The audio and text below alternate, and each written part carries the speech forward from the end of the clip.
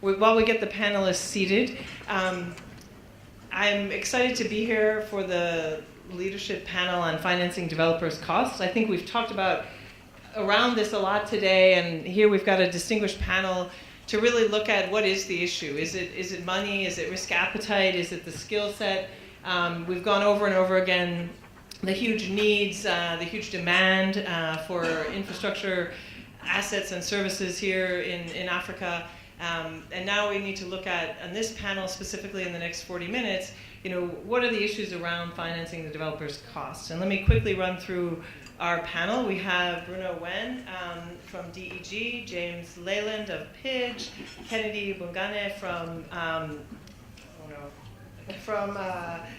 Pembani Remgro, Solomon Asamoah from the African Development Bank, and Mo Sheikh from DBSA. And so I want to just jump right in. First of all, I guess I should tell you, I'm Karen Finkelstein from IFC. I'm IFC's Vice President for Partnerships. Until October 1, I ran Asia Pacific for IFC. And part of my role in partnerships is really to look at partnering with all the people on the panel and all of you in the room. And most importantly, and I guess I should give a disclaimer, because IFC has our own project development co-funding facility, as we've heard earlier today from Alain and his colleagues, InfraVentures, but really trying to look at how can we open up these sectors and create a bigger pipeline of bankable assets in Africa in infrastructure. But I want to get started by asking Bruno from DEG how you see the challenge. I mean, you're with the bilateral, frequently partnering with multilaterals and project developers. What is the issue here? Are multilaterals and bilaterals positioned well to finance developers' costs? I think yes, because we have proven that. But what are the challenges? In my view, also listening to you this morning, sometimes I have the impression that some of you in the industry believe that DFIs are the ones who are coming with cheap money. This is wrong, completely wrong. Although we have a development mandate, we are also being asked by our shareholders to look very carefully at the risk that we are taking, and that we and as part of being bank-regulated institution as DEG, we also are being judged whether the risk we are taking are also related to the margin we are taking. And I think I mentioned it because I see that the problem is coming up for all of us within the industry. Because the more we are subject to banking regulations as DFIs, the same banking regulations than for the commercial banks, it becomes a little bit more difficult to maintain our development role. And this is why I'm using the opportunity. Also, we need your voice, because you as our clients, you have also to discuss with the banking regulators that when you would like to get or to maintain our services within the industry, then you have also to push forward that we can do it in line with prudent banking regulations. And I think the second issue is that in our experience in DEG, financing is not the issue. The issue more or less is with what we have discussed this morning, the policy environment, and with regard to the developer, the question always is, do they have the capacity to deal with very complex issues? And I like to raise this issue because to some extent I always feel that we have not well understood what we mean bankability by bankability. Bankability is not limited to simply showing that the project or the project idea is financially viable. No, for us in the DFI industry, you have to show that also from a technical point of view it's viable, that you have all legal permissions, that you have land titles, the right of way and so on, which are in itself are very complex issues. And the final point is that you have addressed all the environmental and social concerns, so that you have come out with dedicated environmental and social and to some extent if indigenous people are involved in land settle issues, also with human rights due diligence and so on. This is what we mean at the end by bankable projects, because without this kind of evidence, it's extremely difficult for us to provide our services. I'll leave it for the time being for these few items. Thanks, Bruno. So I think we hear a call for a subgroup to lobby the Basel people in terms of regulating financial institutions, but also a sense that bankability is more than just finance. So James, at Pidge, my understanding is Pidge is managing funds for developers to do the upfront look at developing the projects and ultimately link to Bruno's money. How do you see the issue in where the risk lies? Is it the money or is it these other issues towards bankability? Thanks, Karin. Well, I think first let me explain what Pidge is. This is the Private Infrastructure Development Group, and it's an association of 9 donors who set out to actually address this whole problem of project preparation. They set up 10 years ago what has now become a collection of 8 companies that do different aspects of project preparation. They do local currency guarantees, they make some investments, and these are all for projects with private participation. Not too many PPPs, but private investment. The idea behind Pidge is to demonstrate the commercial viability of private infrastructure investment in poor countries. So we work only in DAC 1 and 2 countries, the very poorest countries, low-income countries. And over the last 10 years, I guess we've closed something like 50 projects worth somewhere in the neighborhood of $11 billion and kind of 120 million beneficiaries, which is something the donors are very concerned about. And so we really are using 2 kinds of donor money to get these projects to closure. One is the working capital that the individual facilities get from the donors. And this is now kind of allocated on a performance basis. So if they're closing projects, they get more money. The second kind of money is money actually that I control. I run one of the facilities. It's not really a company, but it's a small fund within Pidge that makes grant money available to the individual facilities to do the extra risky upstream early stage preparation work. So if they run into a project in a country where government counterparts need some kind of training, for example, or capacity building, then money that I control can be used for that.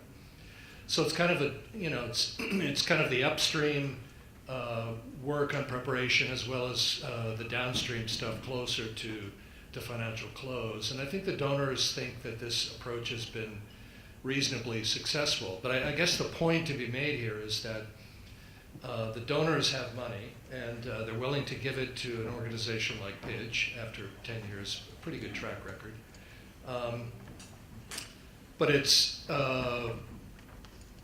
it has to be spent in the right way, and we have, every one of these companies is populated with private sector people, transaction advisors, former bankers, and so forth. So I guess it's money, but on top of that, it's the way the money is organized and allocated. Who's spending the money, and how does that work? And this Pidge is one model for doing that. That's been reasonably successful. Bottom line for me, as Bruno said, we're not talking about DFI money. We're talking about, I think, donor money.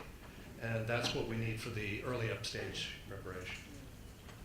Okay. Thanks, James. Now, Kennedy, you're investing from the commercial side. How do you see these donor pools? Is this what's needed, or is there more than just the money? Thanks, Karin. Maybe the first place to start is to just say a bit about what Pembani does and how it's relevant to this question. I'm a junior partner to the Pembani Group. We are diversified industrial holdings group, Pan-African in our approach, and so it is no prizes for guessing that if you believe in the Africa narrative, Africa growth narrative, you'd want to be in the extraction industries, you'd want to be mining, you'd want to be in power, energy, and infrastructure. And that is exactly what my group does. Our flagship investment in direct primary infrastructure is our controlling stake in AfriSem, South Africa's second largest cement maker.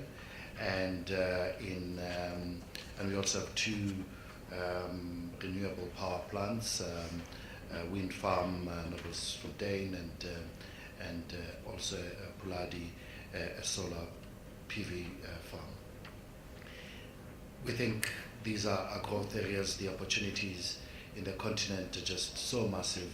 I will not regurgitate what's been said over and over again here today. But the opportunities with respect to infrastructure and the fact that all of us are busy doing stuff in there, I think tends to hide the fact that there's a bit of cherry picking going on. The real dial moving projects that will change power in this region, in the continent, that will change the issues with respect to energy, cost of doing business, road, rail, ship, ports, intra-regional infrastructure programs. All of those are not being tackled. And they're not being tackled because, in my view, it's not that there isn't enough money. I just think there isn't the right type of money as yet. We'll come back to this just now. Last week we announced at Pembani that through a partnership we have with Remgro, our infrastructure fund had its first close at $245 million. We've had to leave what we do as an industrial holding company to actually go and form partnerships to raise an infrastructure fund to assist in trying to generate the right type of equity risk capital for projects that eventually would go into our balance sheet. And that, I think, speaks to the broad challenge here. There's enough money to fund infrastructure in Africa and throughout the world, but the right tranche of equity risk capital that is in the first step that allows for greenfields to be supported right onto Bruno's much more insightful definition of bankability stage is what is missing here. And the fact that DFIs are being regulated increasingly to be sustainable, are being regulated very much like commercial banks with Basel standards, even much more capital punitive for higher risk is actually the problem. It's not DFIs that are a problem. We join your call, Bruno, in saying we've got to ask for our policymakers, we've got to ask for regulators to actually help us differentiate what role each role player has got to play in the continuum of capital made available for infrastructure. I'm delighted to hear what Pete is saying, but again, donors also want their money to have proper returns, not to take too much a risk that's not commensurate with that return, or at least preserve the capital that they put in. I think the model is not working for the kind of dial-moving infrastructure challenges that we face. I think we've got to think long and hard about the kind of risk-sharing model that enables different pockets here, whether it's DFIs, donors, commercial funders, or infrastructure fund managers like ourselves, to actually cut this capital check much more vertically to enable for the right capital structure that's sustainable, taking on the first step, greenfield type high risk into cognizance. Thanks, Kennedy. So clearly seeing that it's, again, not the money that is the issue, but both on the greenfield side, but even on the long end, at the back end financing side, we're facing challenges, and which results in cherry picking. So the easier deals, or quote unquote easier deals, are getting done, and the tougher ones that could have more game-changing effect for people in Africa are not happening. Now, Solomon, African Development Bank recently developed the Africa 50, which is another pool of money to support the upfront development of projects. How is that going, and how do you see the progress, and how do we get to scale with these types of facilities? Thank you very much, Karen. Good afternoon, everybody. Yeah, we at the African Development Bank recognize, like most people do, that the issue is that there's not enough projects closing on the continent. So we talk a lot about unlocking domestic capital, pension funds, insurance companies, etc. But those need to really finance projects which have regular cash flows and have been de-risked. I think it's unfair to expect them to play a role in the project development stage. So we need specialized kind of money, risk capital for that. We need patient money. But most importantly, I think we need a certain set of skills to develop a project. I always, whenever I speak, I always say the same thing. My heart goes out to developers. It's a tough business, probably the toughest business on this continent. So I think the support that we need to give them needs to be really patient risk capital support. And I don't think that finance houses, financiers, even private equity funds, even DFIs to a large extent, really provide that kind of risk capital financing support easily. Some of them do special ventures like infraventures, but in the regular course of business they don't cover that area. So we established what we call the Africa 50, which is essentially a big pool of capital, which is going to be patient capital, which is going to help to finance, help to develop, and help to sponsor projects. And it's also going to help to work with other project developers as well. At the moment, we've raised $750 million from purely African countries at the moment. We're hoping to have the first close towards the end of the year at around $1 billion US. And then we will then go around and see if we can raise some money from the private sector. And the model is very, very simple, but very, very, I think, addressing a gap. You need scale, you need volumes of money to be able to do this business. You need a special set of skills as well, and those skills are not cheap. You need really good legal advice, you need technical support. You also need to be able to negotiate with governments and discuss with governments. And so therein we think that, you know, when you have a large enough pool of capital, you can actually put these skills together to address these issues. What I would say just generally on project development outside of Africa 50, I think we have to face facts, or the donors have to face facts. The models that have been used so far have limited effect, limited impact. Maybe about 15 years ago or 20 years ago, the issue was feasibility studies. So a lot of the donors made money available for feasibility studies, which was good. But those feasibility studies ended up ending on a shelf somewhere, gathering dust, because no sponsors actually came and took them on. So I think we moved along now to real project development. And I'm going to say something which I've said for a long time, but I haven't had much traction from the donors. I think the donors need to think about putting pools of money available to pay for the people who can best develop projects. And those people who can best develop projects are private sector legal firms, private sector investment banks, and private sector project developers. And I think the traditional view of donors is that we don't give money, subsidized money, to these kind of money-hungry kind of people and companies. That's for the private sector. But I think we need to think differently and find a way to make subsidized money available for those people so they can unblock this chain. And that's what I think we need to get. Thanks, Solomon.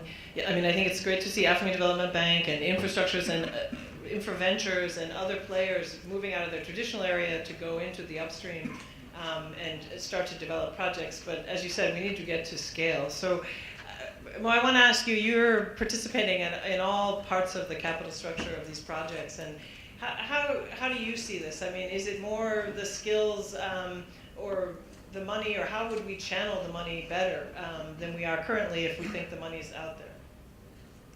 Let me just tell you what the DBSA does.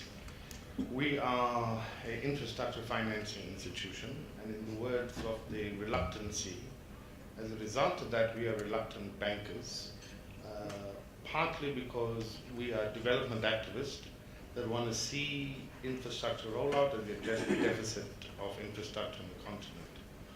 But there's a couple of problems associated with that, and I want to just identify with the thinking that says we think most developers see the DFIs as cheap finance. And the truth of the matter is, and I think Brian made reference to it, that in a downgrade environment like we are in South Africa, the cost of capital goes up. And as a result of that, when we are lending money, we are lending money through a period of no less than, on average, about 12 to 15 years. And in 12 to 15 years, that is almost thrice the time a government changes in a particular country. So we have projects that started with Banda in Zambia, and those projects are now with Lungu, right? And they've gone through 3 presidencies. So when we calculate risk, we've got to look at a project for a very long time. And I think that's the disconnect between ourselves and the developers, in the sense that you perhaps are first in and second to leave. You bring us in and we're the last to leave. And we've got to manage that risk for all that duration. So I think there are some learnings that we could do. And the first is that we need to have a better understanding of each other's risk, what risks you take, what risks we take, and the principle that someone's got to pay for it, because we don't exist only for your project. We exist for many projects on the continent. So therefore, our own sustainability is a very important factor. Of course, there is an argument that says, in the result, and I know Brian also made reference to that we're now dealing with capital intricacies rather than capital scarcity. Well, the truth of the matter is governments have less money and greater needs. And one of the less money sufferers are DFIs. And DFIs have got to look towards becoming more sustainable. And where do we play in the value chain?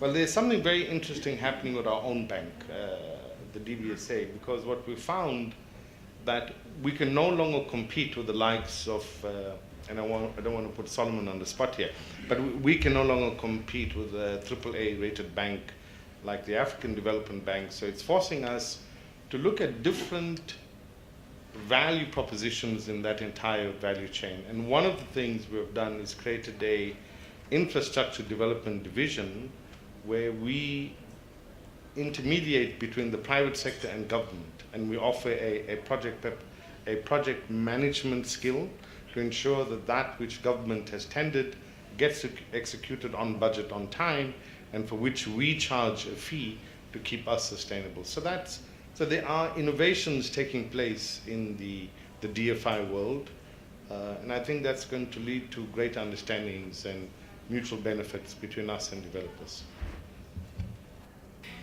So you've all mentioned the fact that there's money out there, and the question is, how do we better disintermediate between that money and the needs here in developing the projects?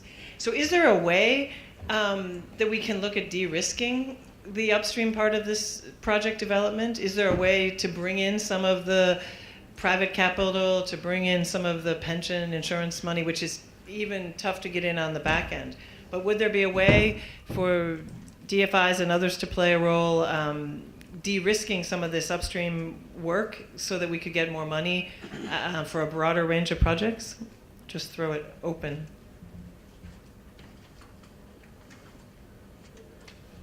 Mo, go ahead. Yeah, we'll start at your end. I think there's going to be significant innovation in respect of financial instruments. Often when we think of an infrastructure project, you're looking either at equity or debt, and you're looking at it for the lifetime. But as you de-risk a project through its different phases, it would appear to me that you could bring different financial instruments into it. For example, once a project is de-risked, the pension funds may seek a different return than what a private equity fund will do on the first part of it. So yes, by applying innovative and changing financial instruments to the lifetime of an infrastructure asset, you will be able to finance it differently through it. So that's going to require a lot of financial engineering, but of course that's the difficulty. Those skills are so expensive and hard to come by, but it's a lot of financial engineering. I like that idea because it starts going into actually moving away from traditionally how you assess a project, and and actually go into what makes the risks that require different tranches of capital, and you solve for it. The idea that Mo spoke about earlier, I mean, just as a bit of background, for my sins, I was a banker for 24 years, and 21 of those at Standard Bank, where I was the chief executive of the corporate and merchant bank here. You just could not finance an infrastructure program in South Africa where a municipality or a state or provincial government was involved, because your ability to ensure recovery, your ability to ensure right execution in time and in budget was just not there as a credit committee or as a business rescue team in trying to price for that credit, trying to price for that equity investment.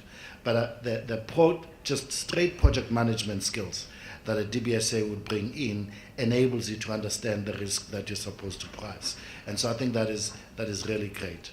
But and so in addition to that, I think there is something to be said to the fact that in the last 25 years, the biggest infrastructure spend has come from Asia. Okay?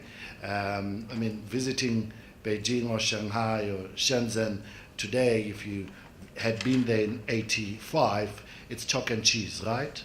And I think there's something to be said about how they're able to do that.